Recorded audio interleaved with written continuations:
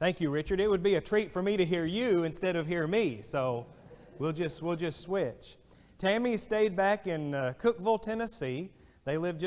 Tammy's parents live just north of Cookeville, and she tells me every year when we're making the reporting schedule, don't book anything on the Sunday before we leave heading back to the islands. And I always want to push it. I'm a guy. We just try to do all that we can. I said, baby, we could do these two congregations on Sunday. And she says, no, don't. Because it always turns out the night before we leave, we're up until 2 or 3 a.m., have to leave at 6 the next morning. And so she says, don't book anything on that Sunday. And so she's home and I'm here. That's how that works out. Yeah, that's right. But usually they're with us, and so she regrets not being able to be here with you tonight. And Noah and I are very, very glad to be here tonight and be able to share with you about the work and let you know what's going on over in the islands. And if you're new, we're talking about this part of the world. It's Micronesia. This is the northwest corner of the Pacific, and it is just east of the Philippines and just south of Japan. The islanders are very connected to their history and their traditions. They have to be. They have to hold on to them because as the years go by, these are exactly the kind of things that get lost to history. Their language is not being preserved as well as they would like. Many of the teenagers don't know a lot of the Palauan words, for example. And so the older people are getting concerned that their language is going to disappear. You've only got about 20,000 Palauans on Palau. There are a few in Hawaii, there are some in Guam, and there are some in Oregon. And otherwise, there are very few in the rest of the world. And so they really try to hold on to their history and traditions. So one of the things that I want to share with you tonight is one of the Palauan legends. Now, it's not a true story, it's a fable, but it's something that the kind of thing that they really hold on to. The videos in our presentation are not going to play tonight. It's converted to still images. Just depends on the system of the congregation, and there are some that it doesn't work, so you'll see some still images tonight. There was a Palauan legend about Melek, the giant firebird.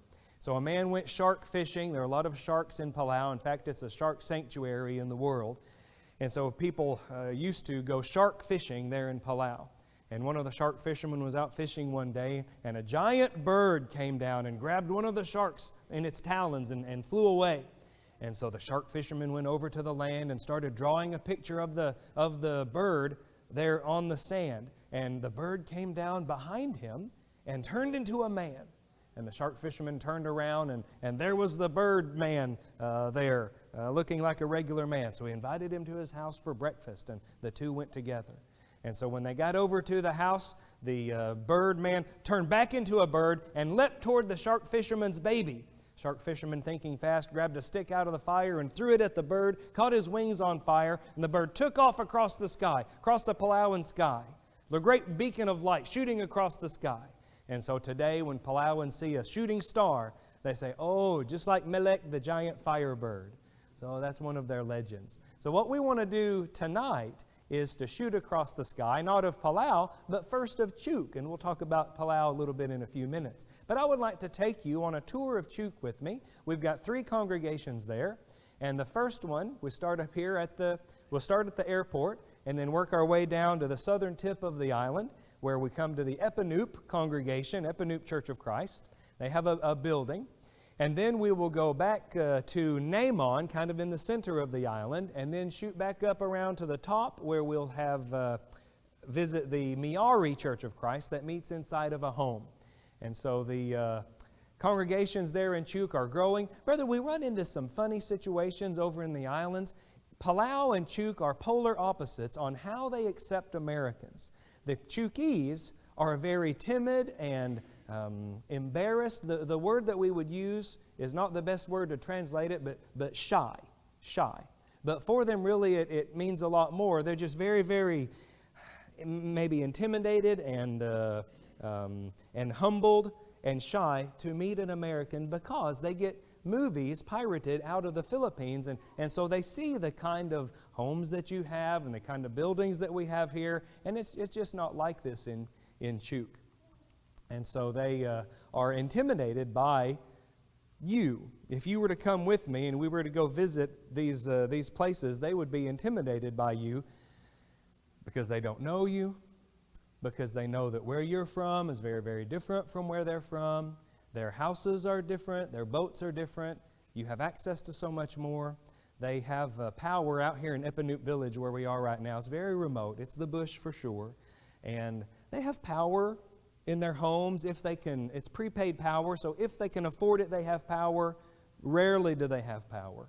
But they'll have power coming from the street post, 2 little lines. Not even a neutral, just 2 lines, a hot and a return, coming into their house. And if they want power, they'll go into town. It'll cost $1 to take the truck taxi into town.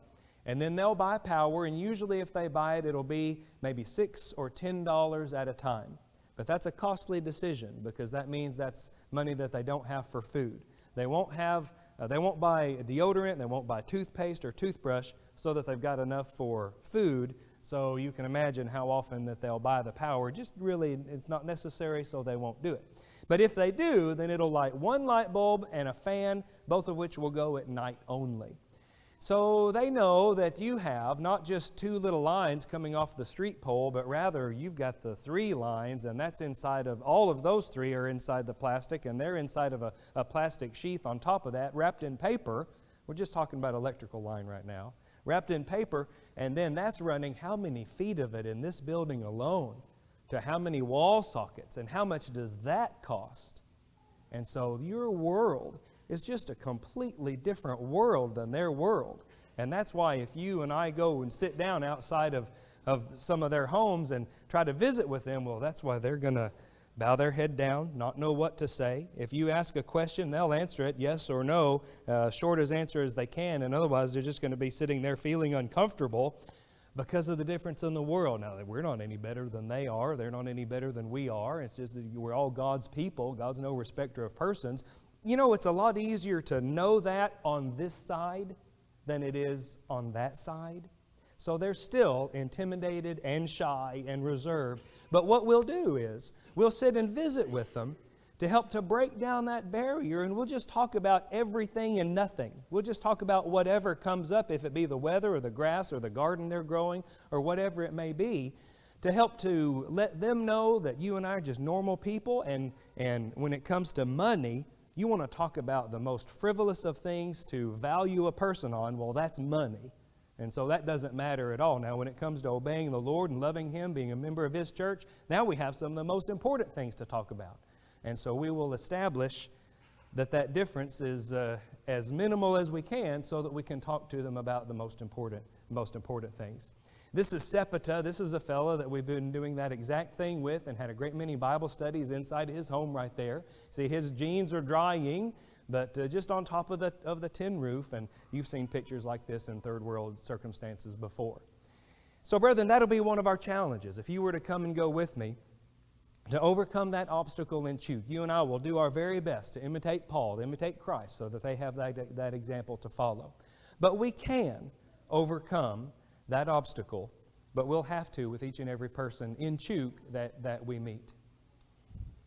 And then after we have our Bible studies there in Epanoop Village, we'll head back to town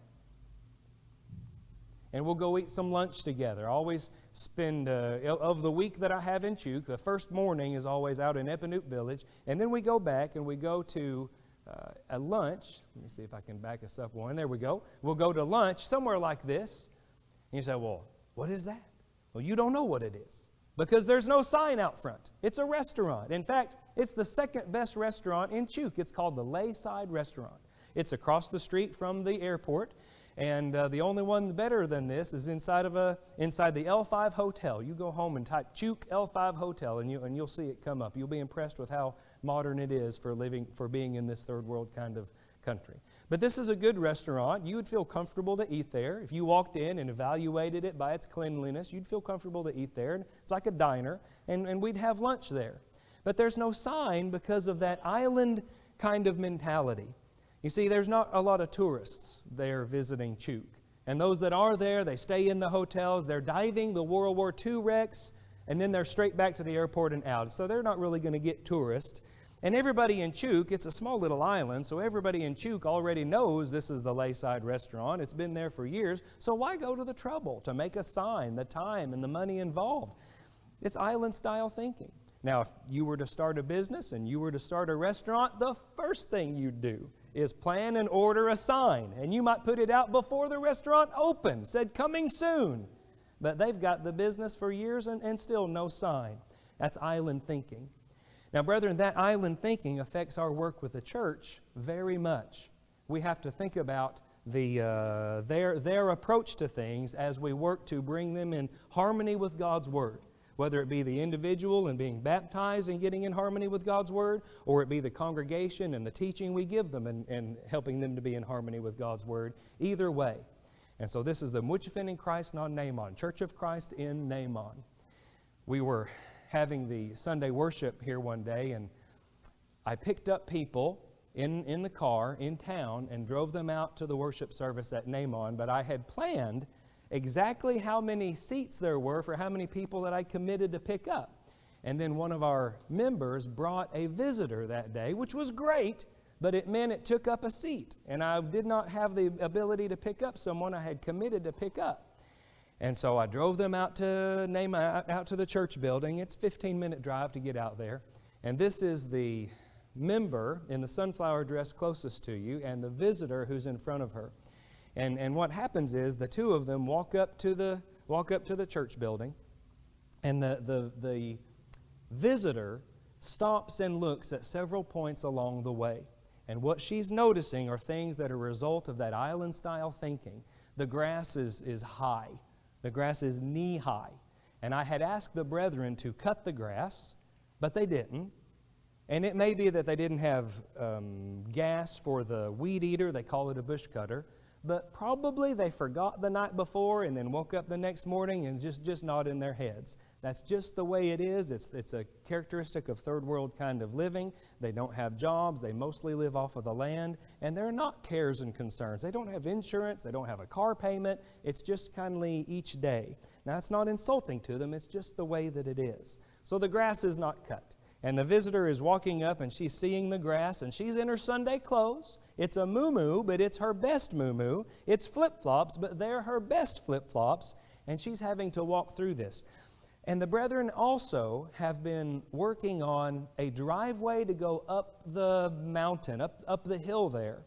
And it had rained and washed a lot of that mud down. And what you can't see in the pictures is the puddles of water that she also had to step around and step over in order to get to the church building. What you also can't see is that there's trash out in front of the church building that the brethren did not pick up, and really they just did not even see. You know, when I'm cleaning the bathroom counter, I clean it to the best of my ability, and then my wife Tammy comes behind me and cleans it again. Because there's so much that I just don't see. I don't think that way. I thought it was great when I did it, but then I can tell that it's better when she's done. Well, they don't see the trash because that's what they're used to. If they eat something that came out of a wrapper, they'll drop it, whether it be out front in front of their own home or in front of the church building. It's just what they do all over this island. Well, she's seeing that trash also, and I'm concerned, all of these things together. I'm afraid she's going to have a bad negative view of the church. And so I go over to her. We're going to be starting late, so I go over to her and I say, please, forgive you got to be very, very gentle like this. Please, forgive us that the grass is high. Maybe they ran out of gas, and that's not usually that way. And I'm sorry, the water outside and the mud, it rained and the mud came down the hill. They're making a driveway and the trash. And I said, also, I'm sorry, we've got to go back to town and pick somebody up, so we're going to be starting a little bit late, okay? And she said, okay, no problem. And so then I'm going to go pick up Anthony. And then I noticed that Torin and Matlin are not there. I had asked Rakinta to pick up Torin and Matlin. And so I said, Rakinta, did you get Torin and Matlin? She said, no. And I said, okay, well, you go get Torin and Matlin, and I'll go get Anthony. We'll meet back here and start close to on time. She said, okay. So she goes, out to the car. She comes back a minute later. Joey, there's a flat tire. I said, okay. I know it's a slow leak. They've had this slow leak for a while. I said, well, roll on down to Barra's house and fix the flat tire, And this is the car. It's held together with duct tape, brethren. And I said, fix the tire, air up the tire, and then go get Torrin Matlin. She said, okay. So she rolls down, mostly on the rim, comes back a minute later, and says, Joey, the air compressor's broken. I said, okay, all right. So I'll go get Anthony, and then I'll go get Torrin and Matlin, and we'll start even later still, but we'll get started. So get someone to lead in songs while I go. She said, okay. So she get one of the men to do that. And so I go and pick them up when we get back. All of that I just told you is perfectly normal. That's what we deal with all the time. It's a constant putting out fires and fixing things and that nature. And it's caused by, everything that I just shared with you is caused by that relaxed island mindset. You know, if they're 30 minutes late, they're not late. That's what it's from.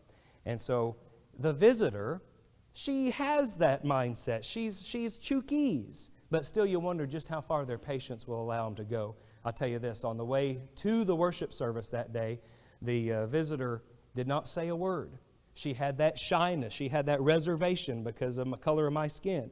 And on the way back, though, she talked nonstop.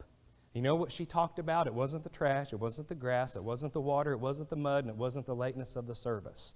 She talked about how much she enjoyed the worship service that day. And brethren, it's very rare for a Chukese person like that on the first day of meeting to just go on a great speech like that. But she did all the way back home, 10 minutes. And the reason is because that island mindset is also present in the denominational preacher's sermons. It's whatever's easiest. It's whatever will make their groups of people happy. And it's lots of stories, just like you might expect. But what she heard in the church, the Mutchafin and Christ on Naaman that day, was a Bible lesson that referenced several scriptures. You know, in the church, we establish our points by the scriptures. We prove it from the scriptures. We take an approach of this is what we think and this is how we act because the Bible says so. And that's a different mentality than what she's used to hearing. And that's what she loved so much. It was Bible. And that's what she talked about all the way home. So that's good.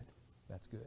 So now we're going to go right on up the mountain to Miari. And the church up here is meeting inside of a home. We'll have to walk because the car that we rent in order to do the work during this week, if the owner knew that we drove it up to Miari, might not rent it to us anymore because it's known that there's a great drop-off off of the road that goes up there, and people just won't go. They don't want you taking their car up, so we'll park the car at the bottom and walk up to the top. We have several Christians who are up there. Some have been baptized since I was with you last. This is Chester. Chester was baptized. This is Last. I'll tell you more about him in just a few minutes. But the church up in Miari is growing, and we are thankful for it. We spend a lot of time with each one who is baptized. We want to be sure that they get established in the church, that they are considering what it is that they're doing. The temptation for some of the Chukese would be to take it lightly and to not consider what they're doing. Oh, here's a religious group over here baptizing today as they walk down the road. All right, amen. And they will see someone over here baptizing, a religious group baptizing as they walk down the road and say, well, I've been bad lately, and so I will just go over here, get in line, and be baptized, and that'll fix whatever I've done bad lately, then I'll continue on down the road. Well, that's not what we're looking for, is it? Now, that would be baptisms to report, but brethren, that's not what we're looking for. We want to grow the church. And so we're looking to study with people and to help them to really make a commitment to the Lord, and then we'll do the baptism. The purpose of the missionary is not to baptize. The purpose is to grow the churches, and baptism is a step along the way. Does that make sense? We want lasting work, lasting work. And so these two girls, they asked about being baptized after just our second Bible study. And we said, well, please, can you wait until we finish? We have a set of 5 Bible studies. Can you finish until the end of the week? And if you still want to be baptized, we'd be very happy to do that. And the reason is, brethren, because of these verses about counting the cost of being a Christian. You know, Jesus said, count the cost of being a Christian. Count the cost of what you're getting into before you get into it so that you'll know if you have the dedication to stay or not. And so, brethren, we let the people do what Jesus said do. We let them count the cost. And our retention rate is much, much higher because of it. In fact, we don't lose any. No one has ever said to me, if you don't baptize me right now, I'm not going to be baptized. They realize that what we're talking about is important enough that we don't want to just plunge them under the water. Also, it's even more important than what they were thinking. So now they're going to study more, study better with us, and then be baptized and stay. And so that's our approach when it comes to sharing God's Word, and it has worked out well. This is Anne Marie being baptized. She now lives in Guam. We give her a ride to worship services regularly. And then, brethren, now we're going to be over in Palau for just a minute. After they're baptized, we get them teaching as soon as we can. This is Mino, who is baptized in Palau. He's preaching there now regularly. Tammy's teaching a children's class in Palau.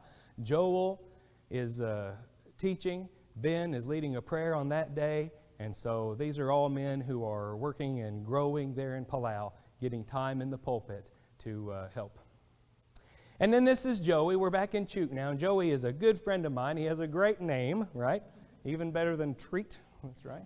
And so Joey I met in a taxi cab. And I invite people in a taxi to come to Bible classes, but very rarely do they come. But Joey did. He came. And we went through several Bible studies. And Joey was not ready to be baptized whenever I left at the end of that week. And so I said, well, Joey, I'd love to come and see you whenever I come back to Chuk in about 6 weeks or so. And so he said, sure, that'd be great. But he doesn't live on the main island of Moen. I said, well, where do you live? He said, Panawat. This is an island, many hours boat ride off to the west. I said, well, Joey, I'd really love to just come see. He was a great contact, very wonderful interest. I said, well, I'd love to come over to Panawat and see you. He said, okay. And I said, well, what's your cell phone number, and I'll call you. And the brethren, they may not have much, but they'll have like a $30 or $40 cell phone that they use there. Most of them do. And so I said, well, what's your cell phone number, and I'll call you. He said, there's no cell tower in Panawat. I said, okay, well, what's your landline number then, and I'll call you that way. He said, there's no landline on Panawat. I said, well, Joey, all right then, we'll just do it old school. I'll write you a letter and mail it to you. He said, there's no mail service on Panawat. I said, well, Joey, do they have power? And he said, only people who have portable generators have power. I said, well, how do I let you know that I'm coming? And he said, you take what you want to say, write it all out on a piece of paper, go down to the FM radio station. They'll read it over the air for all of the islands to hear. Somebody on Panawat will hear it. They'll tell me that you're coming. And so I said, okay. And so then before coming back to Chuk, I did doing the research about going and taking the boat to go and visit him, and it's just a mess, brethren. It's a 2-week round trip that the supply ship makes to those islands, and so it would be 2 weeks on Panawat, and I just could not afford time-wise to go and to do that. So I said, well, I'll figure it out when I get back to Chuk. And I went, and Hermas had baptized Joey. Joey had stayed. The doctor told him he needed to stay on Moen for medical reasons. He did. Hermas, the preacher at Namon, baptized him, and Joey dove right in with teaching and getting involved with the worship services there in Namon. So just a great story, perfect story, the kind that you just love to hear. And then, every time you hear it's a great story, there's always an and then, right? Well, here's the and then. We learned that Joey was in a situation that many, many, many of the Chukis are in, and it has to do with money. He was living with his girlfriend outside of marriage. And brethren, if that had happened, if I had been the one to baptize Joey, we would have caught that early, because I always ask that question first. You never know what you're going to run into. But Hermas baptized him, and so I said, well, Joey, you know that's not good. And he said, I know. You don't have to convince them. They know it's wrong. The reason they do it is because the marriage certificate costs $50. $50. And it's not right for them to do what they do, but they do, and they know it's wrong. So he did not give me any resistance when I said, we've got to get y'all married. And we cover the marriage certificate in a situation like that. And we've got to get y'all married. He said, I know. So I said, well, move out from Anita. They've been together for 10 years, have 4 children. I said, well, move out from Anita, and we'll get this thing solved. Now, are you willing to marry Anita? And he said, yes. I said, great. Is Anita willing to marry you? He said, no. And brethren, probably because of me, because she knew I'd be doing the ceremony, and I'm the guy, the white guy that she doesn't know very well, and she had that shyness more than any Chuukese I had ever met before. It took me several visits with her to really overcome that. But I did go and visit with her, and then she was willing to marry Joey. And so we performed the marriage ceremony, and she and Joey were married. And brethren, they are very, they don't do public displays of affection in Chuuk at all. But this was an American-style wedding ceremony that ends in a kiss. And so I said to Joey and Anita, "Do you want a kiss up in front of everybody?" And they sheepishly said yes. And so they did. And then we pronounced them husband and wife. And then Joey went straight back into teaching and preaching. And so that it turned out to be a great story after all, a true story of him. And brethren, he is still, right now, just as active as can be in the church there in Chuuk. He has been a shot in the arm to the brethren and a great source of strength for them, great encouragement to them. So we're very happy with our good buddy Joey. Now, we moved from Palau to Guam in February of this year. And brethren, the reason that we did, there's one congregation in Palau, 3 congregations in Chuuk. And the reason that we did is because the Palauans really have a completely different view of Americans than the Chuukese do. And you've heard of the word nationalism, and that's where one culture thinks that they're superior to others. And while we love the Palauan people, and what it is I'm about to say does not apply to all of them, it is definitely a theme in the culture. We knew this going in and chose to go in anyway, and that is that they think that they're superior. They have Filipinos who come in and kind of a worker class there in Palau. I hate to tell you what I'm telling you, so I'm saying it quietly, but it's true. And even when it comes to Americans, the money difference doesn't matter at all now. When it comes to any foreign culture, they feel like theirs is superior. And I'll give you some examples so that you can judge it for yourself. A friend of mine who's an American pulled up to a full-service gas station about the same time a Palauan man did. And the attendant started going over to the American's car, and the Palauan man blew the horn, beep, beep, beep, Palauan first, he said. And then there's a senator, former senator, who owns a radio station, and he got on the air and said, "You Americans, you're here, good, make your money, and then go home." Another time, a brother was introducing me to some Palauan men, and there were 3 of them standing talking. And the brother went off this way, and I walked up to the Palauan men, and I made a mistake. I stood equidistant from them, like the 4 of us would make the circle, rather than just the 3 of them. And one of them stood there for a minute, stiff, and then went like this. So didn't say something, but saying non-verbally, very loud, "You're not equal to us, and you should not stand up here as an equal to us." So, brethren, that's just the truth of it, the reality of it. There's other examples, but it was okay for Tammy and me. We understood that we're not second to people that way. None of us would be in that situation. But we began to be concerned after living there for 9 years with our teenagers, when they became teenagers, concerned about how they were going to be viewing themselves living in that culture. And in a few years, these teenagers will be going off to college, away from mom and dad, and what kind of self-thinking are they going to have as they go off to us into another place? And so Tammy said, "You know what? It's time to make a move." And you can't argue that. You can't argue that. So I said, "Okay, you're right. We need to make a move." So, brethren, we didn't want to leave the islands, the church in Palau and the churches in Chuuk. We did not want to leave them. They're like children to us. So we drew a 6-hour flight radius around Palau and said, well, we can move anywhere in this radius right here, and still Joey can fly into Palau and to Chuuk. So Guam, with our overseeing eldership, Guam was our best choice, and so we moved there. The work in Guam is something that is needed very much. We give rides to many Chuukese brethren who otherwise could not get to the worship services. They're not as poor in Guam as they are in Chuuk, but they can't afford a taxi, and they can't get to the worship services. There would be a way if they searched and tried hard enough, and they should. But they're not. It's an island mindset. But they're not. We give rides to them on Sundays and Wednesdays. In fact, we have so many to give rides to that we rent a car every Sunday and every Wednesday so that we can get them down to the worship services. The church in Thessalonica was on the Roman road, the Via Ignatian Way. And because of that, all that came into Thessalonica might be baptized, then go on their way and take the gospel to their home places. Guam is like that. It's the hub of the Pacific, and we can affect many of the islands as they come to Guam and then go back out. So Guam has a population of 160,000. We have 2 congregations with a total of about 50 Christians. No preacher, no regular preacher on either congregation. So we've got our work cut out for us there. The churches are growing. It is developing, and it's making a change in their lives. It's affecting them. Brethren, it affects them in this life. It affects them in eternity because they have the hope of heaven, but it affects them in this life also. This is last. He translates for us now. But he put off his baptism for 2 years because he was smoking marijuana, and he knew that he could not do that and be right with the Lord, so why be baptized?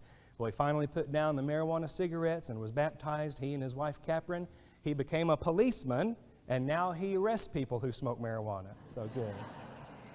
It affects him in eternity, brethren. It affects him in this life now. Think about how much better his life is. His wife Catherine, pull up here in just a second. Dennis, maybe you could advance me through. His wife Catherine, well, she was baptized the day he was, and now she has a husband who's not out of his head, disconnected, always thinking about where he's going to get the next drugs. Rather, he is involved with a family and taking a part. This is Urson. Urson was a fighter in his life before. Now he's baptized. He has the hope of heaven, yes, but he's also now one of the more peaceful men who are on that island. He doesn't fight anymore.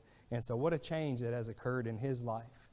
This is Anthony coming up on the next slide. And Anthony has struggled with alcoholism for years and years. Well, now he's a Christian, and now he has the help of God to help him overcome that thing. The hope of heaven, yes, but in this life, what a change. And our last person is inside the house. This is Raquinta.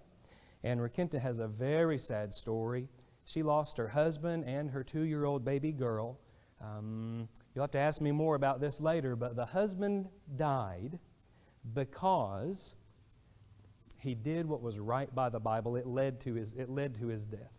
So you'll have to ask me about that. And then the 2-year-old girl died because the family did not do what was right by the Bible. They turned to ancestor worship instead of seeking medical treatment for her in a good way, and the little girl passed away. And so it was a member of the church there in Naaman who gave Raquinta this child, Jairez. And so, yes, she has the hope of heaven. But now, because of being a member of the church, she has a immediate family. She has a baby again. So what a change it has affected her in this life.